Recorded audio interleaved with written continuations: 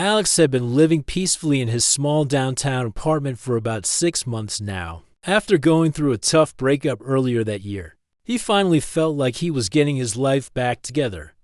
The 28-year-old worked as a freelance web designer, which meant he could work from home most days. His apartment wasn't fancy, but it was his own space where he could relax and focus on rebuilding himself. The building he lived in was one of those older apartment complexes where you could hear your neighbors walking around upstairs. Most of the time, Alex didn't mind it. The people seemed nice enough, though he barely knew any of them beyond quick hellos in the hallway. There was this girl who lived right above him. He'd seen her a few times getting her mail or coming home with groceries. She seemed friendly but quiet, always carrying textbooks, so he figured she was probably a student. January had been brutal that year. The city was hit with one of the coldest winters in decades. Alex had been spending most of his evenings wrapped in blankets, working on his laptop with a hot cup of coffee nearby. He'd gotten into a nice routine: work during the day, cook a simple dinner, maybe watch a movie or read before bed. It was simple, but after months of relationship drama and stress, simple felt really good. That Tuesday night started like any other. Alex had finished up a project around 10 p.m. and was getting ready to call it a night when he heard someone knocking on his door. It wasn't a gentle knock either.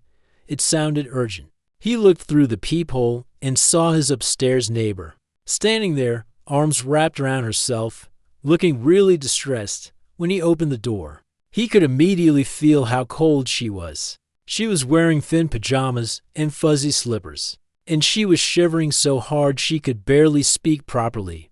Her lips looked almost blue, and she kept bouncing from one foot to the other, trying to stay warm. "I'm so sorry to bother you this late," she said, her teeth chattering between words. "I'm Lisa, from upstairs. I think we've seen each other around before." Alex nodded, immediately concerned. "Yeah, of course." "What's wrong? You look freezing." Lisa explained that her heater had completely stopped working around dinner time.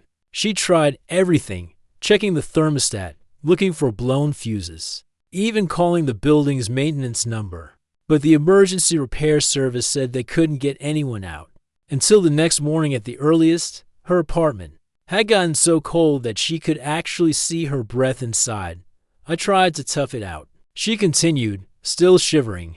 "I put on every piece of clothing I own and got under all my blankets, but it's just getting worse. The temperature outside dropped to like 15 degrees tonight. I'm really worried I might get sick or something if I stay up there."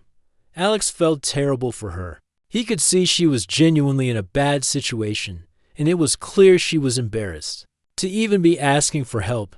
"Of course, come in," he said, stepping aside. "We need to get you warmed up."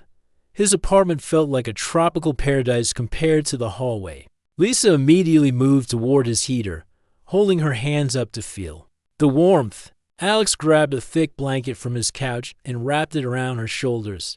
"Thank you so much," she said, and he could hear the relief in her voice. "I didn't know who else to ask." "I don't really know many people in the building yet." Alex made her some hot tea while she warmed up on his couch. As they talked, he learned that Lisa was a graduate student at the local university, studying psychology. She'd only moved into the building about 3 months ago and was still getting used to living on her own. She seemed really sweet and was clearly grateful for his help. "You can definitely stay here tonight," Alex told her. "The couch is pretty comfortable. I've fallen asleep on it plenty of times." Around midnight, Lisa seemed much better. The color had returned to her face, and she'd stopped shivering. She kept thanking Alex and apologizing for the inconvenience. He assured her it was no problem. He'd want someone to help him if he was in the same situation. Alex set her up with extra pillows and blankets on the couch, gave her a spare phone charger, and showed her where everything was in case she needed anything during the night. Then he headed to his bedroom, feeling good about being able to help someone in need. But around 2 a.m., Alex woke up to the feeling of someone climbing into his bed. In his sleepy, confused state, it took him a moment to realize what was happening. Lisa had quietly entered his room and was sliding under his covers. "I'm sorry," she whispered, her voice small and vulnerable. "I'm still so cold, and I can't stop shivering. I just need some warmth. Please don't make me go back out there." Alex was half asleep and not thinking clearly. Lisa did feel really cold against him, and she seemed genuinely distressed in that moment. It felt like the human thing to do was just let her warm up. He figured once she got warm enough, she'd go back to the couch. "It's okay," he mumbled sleepily, "just until you warm up." Lisa curled up next to him, still wrapped in the blanket he'd given her. Alex could feel how cold her hands and feet were, and he genuinely felt bad for her. Within a few minutes, her shivering stopped, and they both fell asleep. When Alex woke up the next morning, Lisa was still there, sleeping peacefully next to him. The situation felt a bit strange in the light of day, but he didn't want to make her feel bad about it. She'd been in a really tough spot, and he'd just been trying to help. What Alex didn't realize was that this single act of kindness, born from genuine concern for another person's well-being, was about to set off a chain of events that would completely change his quiet, peaceful life. Sometimes the most innocent gestures can lead to the most complicated situations, and Alex was about to learn that lesson in ways he never expected. The next morning felt awkward at first. Alex woke up to find Lisa already awake, sitting on the edge of his bed looking embarrassed. She immediately started apologizing again, saying she hoped she hadn't made him uncomfortable.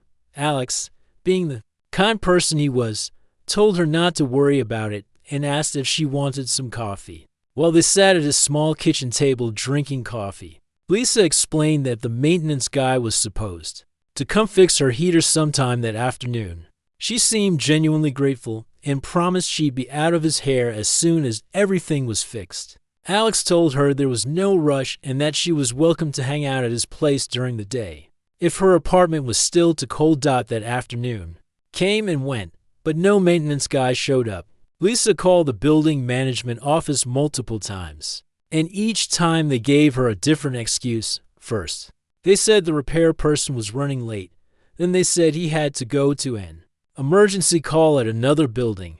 By evening, they were telling her it would probably be the next day.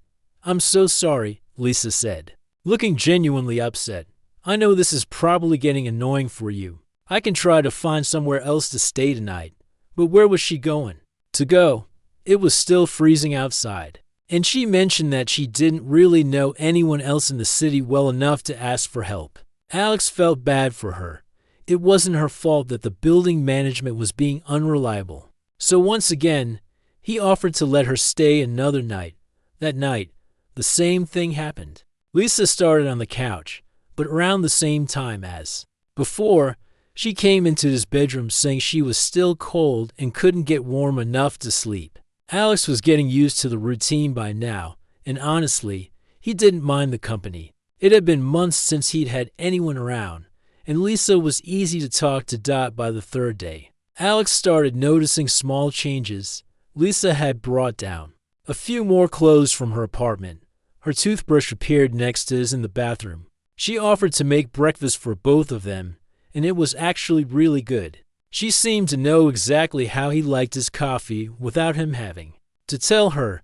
The maintenance situation kept getting more complicated. Now Lisa was telling him that they needed to order a special part for her heater, and it wouldn't arrive until the weekend.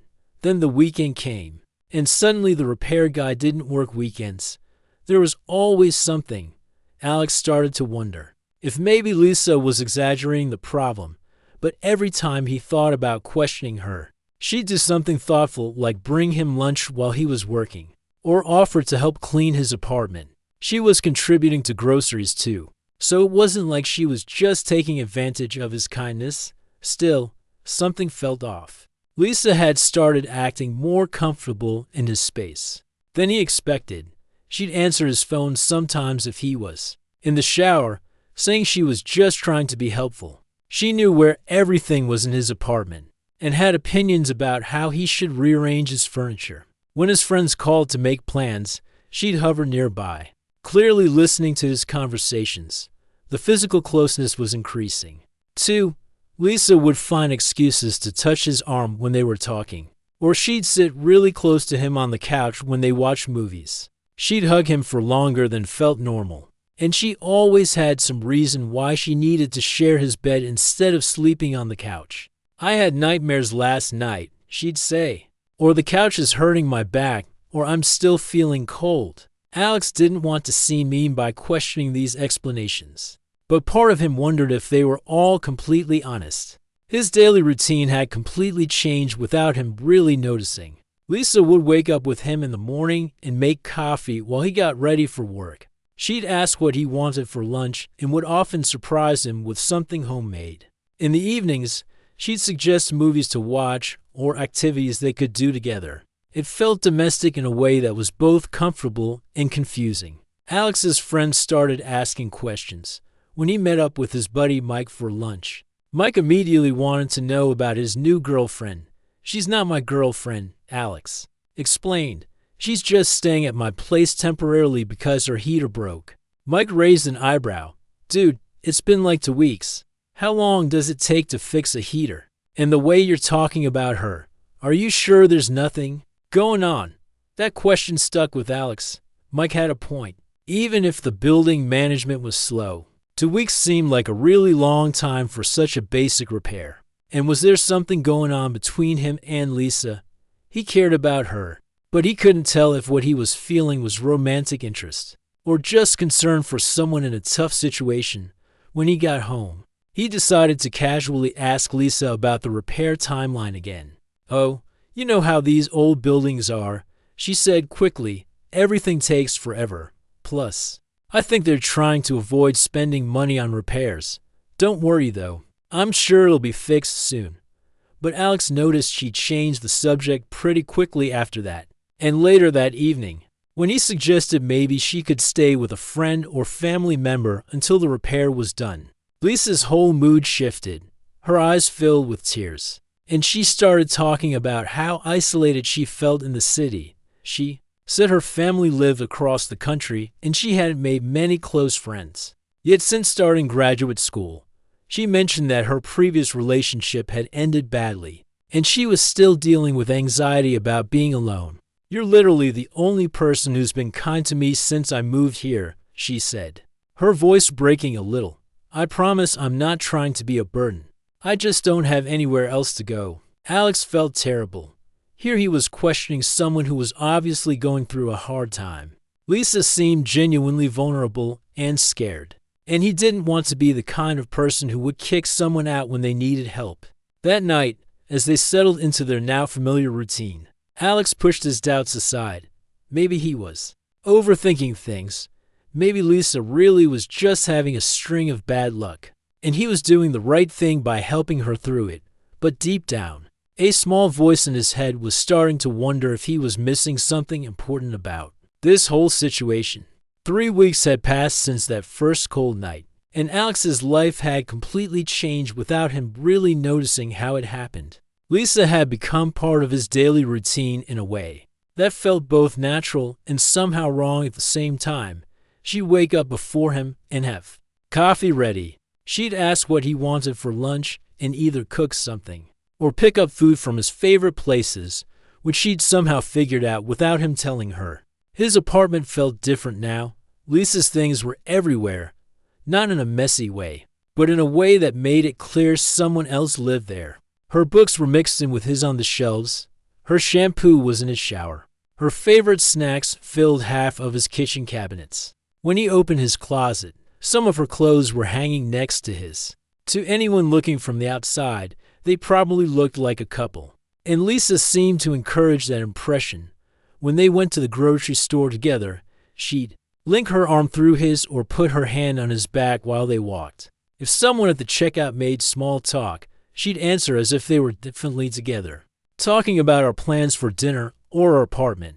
Alex found himself going along with it because correcting her felt awkward and mean.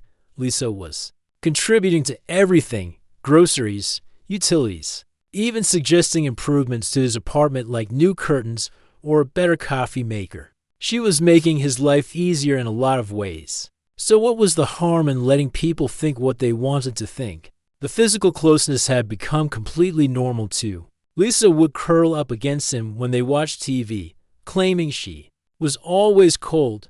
She'd give him long hugs when he finished work for the day, saying she knew how stressful his job could be at night. She didn't even pretend to try sleeping on the couch anymore. She'd just brush her teeth and climb into bed next to him, like it was the most natural thing in the world. Alex kept telling himself it was fine because nothing inappropriate was happening.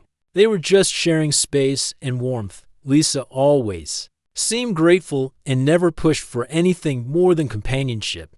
But sometimes he'd catch her looking at him in a way that made him uncomfortable, like she was seeing something between them that he wasn't sure was really there. His friends definitely thought something was going on when he met up with his college buddy Ryan for drinks. Ryan spent the whole evening asking about his mysterious girlfriend that Alex never wanted to talk about. It's complicated, Alex kept saying, which only made Ryan more curious. Dude, either you're dating someone or you're not. Ryan laughed. Why are you being so weird about it? But how could Alex explain the situation? That this woman had essentially moved into his apartment under the pretense of a broken heater, and now he felt too guilty to ask her to leave. That he genuinely cared about her well-being but wasn't sure if what he was feeling was romantic interest or just concern for someone who seemed vulnerable. The breaking point came when Alex decided he needed to know the truth about Lisa's heater situation. He'd been patient for 3 weeks, but the story kept changing. First it was a broken part, then it was waiting for a specialist. Then it was some issue with the building's heating system that affected multiple units. One afternoon, while Lisa was at the library studying, Alex decided to do a little investigating. He went upstairs and knocked on the door of the apartment next to Lisa's. An older woman answered, and Alex introduced himself as the guy from downstairs. I was just wondering, he said casually, have you been having any problems with your heater lately? My neighbor mentioned there were some building-wide issues. The woman looked confused. Heater problems? No, mine's been working fine all winter. Actually, I think most people's have been okay. I haven't heard any complaints. Alex's heart sank. He thanked the woman and went back to his apartment, feeling like an idiot. When Lisa came home that evening, he decided he had to confront her about it. Lisa, I need to ask you something, and I hope you'll be honest with me, he said, trying to keep his voice gentle but firm. Is your heater really broken? The look that crossed Lisa's face told him everything he needed to know before she even answered. First there was panic, then something that looked like shame, and finally a kind of desperate sadness. Alex, I can explain, she started. But he held up his hand. Just tell me the truth, please. Lisa sat down on his couch. Their couch, it felt like now, and started crying. Not the soft, vulnerable tears he'd seen before, but real, messy sobbing. It was broken that first night, she said through her tears, but they fixed it the next day. I lied because I was so scared to be alone, and you were so kind to me. I've been dealing with really bad anxieties since my last relationship ended, and being in your apartment felt like the first time I'd felt safe in months. Alex felt like the ground had shifted under his feet. Everything he'd been questioning, all those little doubts he pushed aside, had been right. But instead of feeling vindicated, he just felt sad and confused. Lisa, you can't just move into someone's life like that, he said quietly. This isn't fair to either of us. But Lisa was falling apart, talking about how everyone always left her, how she couldn't handle being alone, how Alex was the only good thing that had happened to her in so long. She begged him not to make her leave, promising she'd be better, promising she wouldn't be any trouble. I'll pay rent, she said desperately. I'll do all the cleaning and cooking. I'll stay out of your way when you want space. Please don't make me go back to being alone. Alex looked around his apartment, at her books, her clothes, her coffee mug sitting next to his on the table, and realized he had no idea how to fix this situation without hurting someone he'd genuinely come to care about. The conversation that night changed everything, but not in the way Alex had hoped. Instead of Lisa understanding that she needed to give him some space, she seemed to double down on making herself indispensable in his life. The next morning, she woke up extra early and made him an elaborate breakfast: pancakes, bacon, fresh fruit. The works. She cleaned his entire apartment while he slept and had even organized his work desk. "I just want to show you how much I appreciate everything you've done for me," she said with a bright smile that didn't quite reach her eyes. "I know I messed up by lying, but I can make it up to you." Alex felt uncomfortable with how hard she was trying. It reminded him of when he was a kid and broke something valuable, then spent the whole day being extra good to avoid getting in trouble. But Lisa wasn't a child, and this wasn't about a broken vase. This was about trust and boundaries, things that couldn't be fixed with pancakes and a clean apartment. Over the next few days, Lisa's behavior became more intense. She started paying attention to everything Alex did with an almost obsessive focus. She'd remember tiny details about his work projects and ask follow-up questions days later. She knew his schedule better than he did and would have coffee ready exactly when he took his afternoon break. She'd pick up groceries before he even realized they were running low on something. At first, Alex thought maybe she was just trying to be helpful and show her gratitude. But then he started noticing other things. Lisa would get visibly upset if he didn't seem enthusiastic enough about something she'd done for him. If he said he was tired and wanted to relax alone for a while, she'd find reasons to interrupt him, bringing him snacks, asking questions about his work, or suggesting they watch a movie together. The phone situation got weird too. Lisa had started answering his calls when he was in the bathroom or shower, telling callers that Alex is busy right now. "Can I take a message?" When Alex asked her about it, she said she was just trying to be helpful, but it felt wrong to have someone else filtering his communications. "My mom called 3 times yesterday," his friend Ben mentioned when they met for lunch. "Some woman kept answering and saying you'd call back, but you never did." Alex felt embarrassed. He hadn't even known his mom had called. "Sorry about that. My neighbor has been staying with me and she's been overly helpful with things." "Dude, that's weird," Ben said bluntly. "Why is your neighbor answering your phone?" Things got really uncomfortable when his friend Dave called to invite Alex to a basketball game. Alex was looking forward to getting out and having some guy time, but when he told Lisa about it, her whole mood shifted. "Bo," she said, and her voice got really quiet. "I was hoping we could spend Saturday together. I found this farmer's market I thought we could check out." "We can go to the farmer's market another time," Alex said. "I haven't seen Dave in weeks." Lisa's eyes filled with tears. "It's fine," she said, but her tone made it clear it wasn't fine at all. "I guess I just thought, never mind. Have fun with your friend." She spent the rest of the evening quiet and withdrawn, sighing dramatically whenever Alex was around. She barely ate dinner and went to bed early, but Alex could hear her crying softly through the thin walls. The guilt trip worked. Alex found himself calling Dave back and canceling, telling him something had come up. "We can go to the farmer's market," Alex told Lisa, who immediately brightened up like a switch had been flipped. "Really? You don't have to cancel your plans for me," she said, but she was already getting excited, talking about what they'd look for and how fun it would be to cook together with fresh ingredients. This pattern kept repeating. Every time Alex tried to maintain connections with his friends or do things on his own, Lisa would find a way to make him feel guilty about it. She never said he couldn't do something directly. She was too smart for that. Instead, she'd get sad and withdrawn, or she'd have some kind of crisis that needed his attention, or she'd make him feel like choosing anyone else over her was a personal rejection. Alex started declining invitations from friends because it was easier than dealing with Lisa's emotional reactions. When his college buddy called to invite him to a reunion party, Alex automatically said he couldn't make it without even checking if he wanted to go. "You've been pretty distant lately," his friend Ryan pointed out during one of their increasingly rare phone calls. "Everything okay?" Alex wanted to explain, but how could he? How could he tell Ryan that he felt trapped in his own apartment by someone he'd originally tried to help, that he was walking on eggshells around someone who wasn't even supposed to be living there? The breaking point came when his ex-girlfriend called.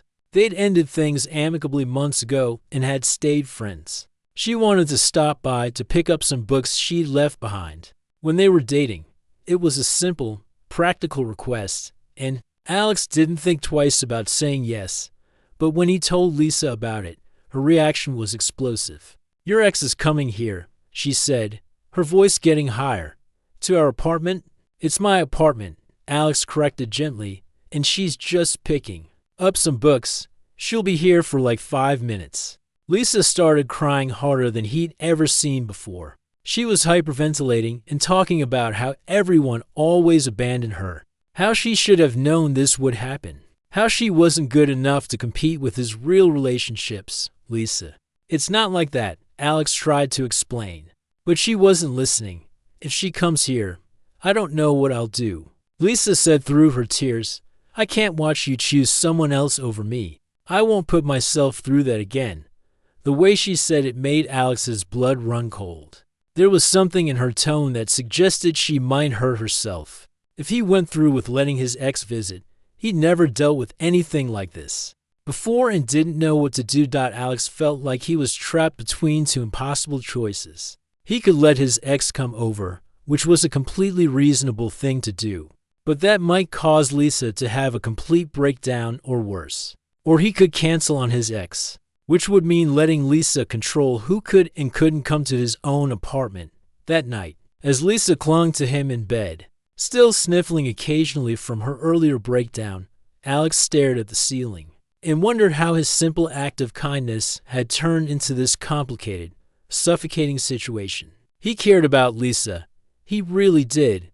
But he was starting to realize that caring about someone and being responsible for their emotional well-being were two very different things. He knew he needed to make a change, but every time he thought about having that conversation with Lisa, he remembered how broken she'd seemed when she talked about not being able to handle being alone.